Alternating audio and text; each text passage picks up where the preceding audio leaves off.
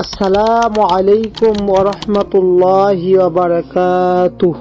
মরুভূমির রহস্যময় মেহমান। আরবের এক মরুভূমি, রাতে প্রচণ্ড ঠান্ডা পড়ে সেখানে। এক দূরবর্তী অঞ্চল দিয়ে সফর করেছিলেন আব্দুল্লাহ নামের এক সৎ ও পরহেজগার বণিক। তার উট ও মালপত্র সহ তিনি রাতে একটি নির্জন স্থানে তাঁবু গেড়ে বিশ্রামে যান। রাতে যখন ঠান্ডা প্রচণ্ড বেড়েই চলেছে, হঠাৎ তার ঘুম ভেঙে যায়।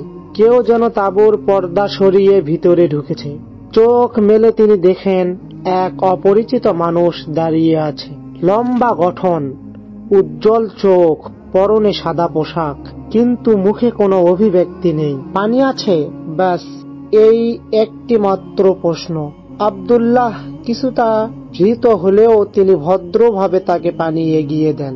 আগন্তুক ধীরে ধীরে পানি পান করে, তারপর কোনো প্রশ্ন না করেই বের হয়ে চলে যান। পরদিন সকালে আব্দুল্লাহ আশেপাশের কোনো ছাপ খুঁজতে যান।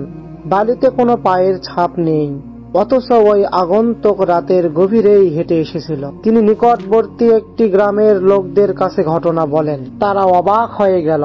বলে, এই এলাকায় গত 10 বছরেও কেউ রাতের বেলা আসে না। ভয়ঙ্কর জিন আর বিপদ এখানকার রাতের সঙ্গী। আব্দুল্লাহ চিন্তায় পড়ে যান। তিনি আবার তাঁবুতে ফিরে এসে নামাজ পড়েন ও দোয়া করেন। তখন হঠাৎ মনে পড়ল, তিনি একদিন এক পিপাসার্ত বৃদ্ধকে রাস্তায় পানি পান করিয়েছিলেন। হয়তো সেই সদগার ফলেই আল্লাহ তার সহায় কাউকে পাঠিয়েছেন। এই গল্প আমাদের শিক্ষা দেয়, আল্লাহ কখনো কোনো ভালো কাজের প্রতিদান নষ্ট করেন না। কোনো দয়া বা সহানুভূতির কাজ হয়তো একদিন আপনার জন্য রহস্যময় রূপে সাহায্য হয়ে আসিবে।